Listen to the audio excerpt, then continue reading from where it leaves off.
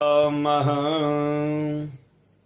सिया राम मैं सब जग जानी, करहूँ प्रणाम जोरी जुग पानी। आइए आज हम लोग रामचरितमानस की कुछ बात श्रवण करते हैं। बात तब की है जब प्रभु राम अवतार लिए हैं, उस समय की बात है। एक समय राजा दशरथ जी दर्पण के सामने खड़े होकर के और अपने केश को ठीक कर रहे थे।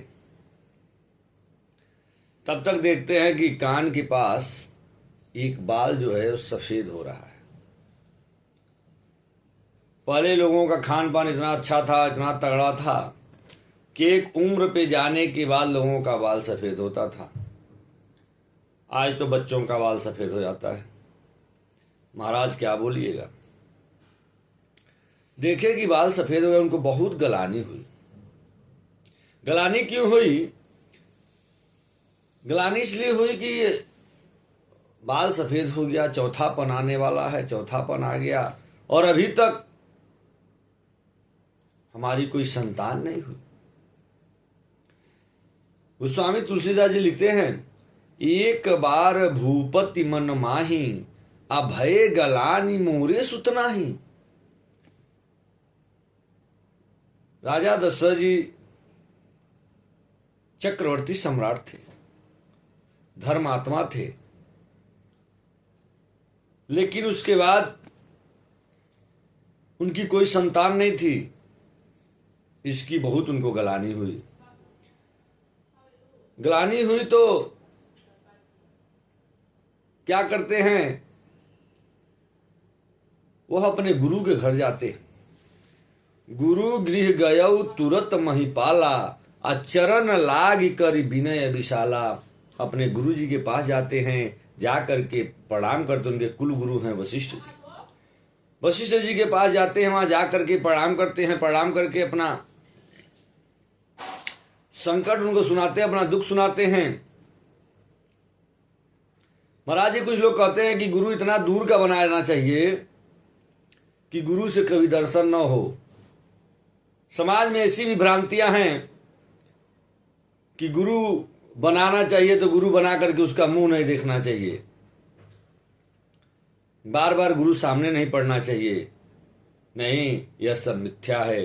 गुरु ऐसा होना चाहिए, गुरु ऐसा बनाना चाहिए कि जिससे आपको संकट में, विपत्ति में आप उसके पास जा सकते हैं। अपने शुभ अशुभ में उसको आप बुला सकते हैं, उससे जा करके राय ले सकते हैं। किसी संकट में आप उससे सलाह ले सकते हैं। ऐसा गुरु बनाना चाहिए। गुरु वशिष्ठ जी तो हमेशा दरबार में रहते हैं। जब राजा को संकट पड़ता है तब या तो गुरु के पास चले जाते हैं या गुरु को भी सादर से बुलवा लेते हैं। गुरु पास जाते हैं, जाकर के सारा अपना दुखड़ा सुनाते हैं तो गुरु जी कहते हैं कि हे राजन, आप चिंता मत करिए। आप इतना ग्लान में क्यों हैं? आपके यहां तो 4 पुत्र जन्म लेने वाले हैं। 1 2 नहीं, 4, और वो भी ऐसे होंगे जिनका प्रताप पूरे त्रिभुवन में जो है फैलेगा। ऐसे आपको जो है 4 पुत्र होंगे।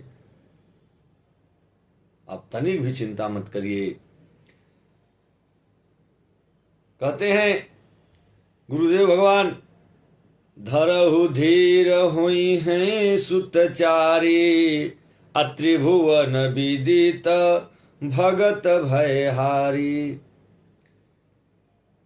आपके 4 पुत्र होंगे और वो भी ऐसे होंगे जिनका प्रताप त्रिभुवन तीनों लोक में फैलेगा और भक्तों की पीड़ा को हरने वाले होंगे।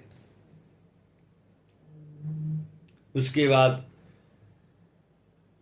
गुरु जी क्या करते हैं? गुरु जी आदेश करते हैं कि पुत्रेष्टि यज्ञ किया जाए। पुत्रेष्टि यज्ञ के लिए श्रृंगी ऋषि को बुलाया जाता है।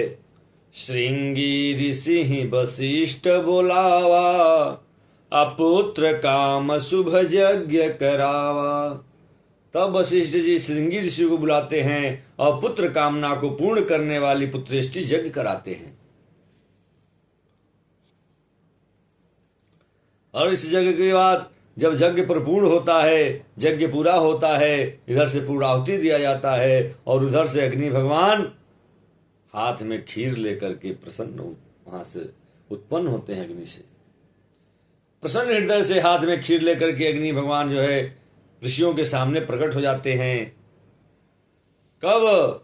भगति सहित मुनि आहुति दीन है, प्रगटे अग्नि चरु कर लीन है। जब भक्ति के सहित मुनि जब आहुति करते हैं तब अग्निदेव जो है वो प्रसाद रूपी चरु खीर लेकर के और प्रकट होते हैं और ऋषि को देते हैं। वह जो है खीर ऋषि राजन को देते हैं। इसमें भी बहुत भ्रांतियां हैं, लोकाचारिक बहुत कथाएं हैं कि खीर लेकर के गए थे तो खीर खा लिया, कौशल्या जी खाई खीर, कैकेयी जी खाई खीर, 3 भाग हुआ था तो एक भाग कोई चील लेकर के उड़ गया तो लंका चला गया तो खा ली तो विभीषण हुए। ये सब अन्यथा बातें हैं। विभीषण जी भगवान के भक्त थे।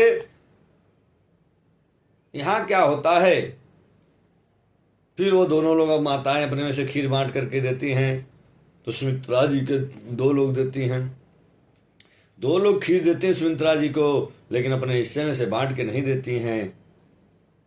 इसी पे आज हम लोग चर्चा कर रहे हैं कि जब खीर लेकर इनको मिलता है राजा दशरथ जी को तो रानियों को आदर सहित बुलवाते हैं और बुलवा करके उसमें सबसे बड़ी कौशल्या जी थी तो खीर का आधा भाग करते हैं और आधा भाग कर करके वो आधा भाग कौशल्या जी को देते हैं। जो शेष भाग बचा है उसको फिर 2 भाग करते हैं, 2 भाग करके उसमें से 1 भाग कैकेयी जी को देते हैं।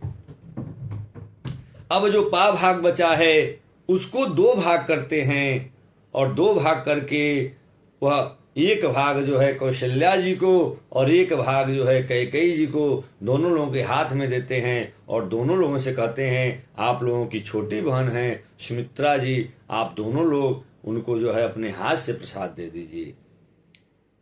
तो दोनों लोग अपने इष्ट को सुमिर करके, इष्ट को प्रणाम करके और अपने हाथ से उनको जो है प्रसाद देते हैं सुमित्रा जी को। इसीलिए कौशल्या जी को 1 और कैकेयी जी को 1 और सुमित्रा जी को 2 बालक जन्म लिए। इस प्रकार से राजा दशरथ के यहाँ 4 बालक जन्म हुए। राम जी जो है उसमें जन्म लेते हैं। खीर प्रसाद खाते हैं लोग। प्रसाद खाने के बाद सारी रानियां जो हैं, 3 रानियां गर्भ से रहती हैं। ये समाचार जब सुनते हैं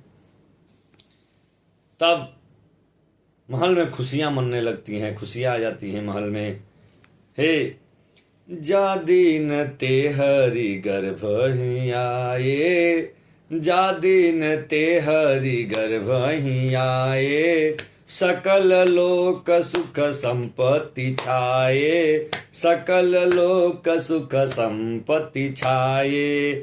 मंदिर मह सब राज ही रानी, मंदिर मह सब राज ही रानी, शोभाशील तेज की खानी, शोभाशील तेज की खानी। सुख जुत कछुक काल चली गयहु, सुख जुक कछुक काल चली गयहु, हे जेहि प्रभु प्रगट सो अवसर भयहु, जेहि प्रभु प्रगट सो अवसर भयहु। हे जोग लगन ग्रहवार तिथि, सकल भय अनुकूल, चर अरु अचर हर सजुत, राम जन्म सुख मूल। अब राम जी के जन्म लेने का समय आ गया हो। राम जी जन्म लेने वाले हैं। तुलसीदास जी लिखते हैं, नवमी तिथि मधु मास पुनीता, शुक्ल पक्ष अरु अभिजीत हरि प्रीता। अब वो तिथि आ गई, कौन? नवमी तिथि मधुमास पुनीता, शुक्ल पक्ष अभिजीत हरि प्रीता। चैत का महीना है, शुक्ल पक्ष की 9वीं तिथि आ गई, उस दिन भगवान का जन्म होता है। बोलिए सियापति रामचंद्र की जय। अब आगे हम सुनेंगे भगवान जी का जन्म कैसे हुआ, भगवान जी प्रकट कैसे हुए।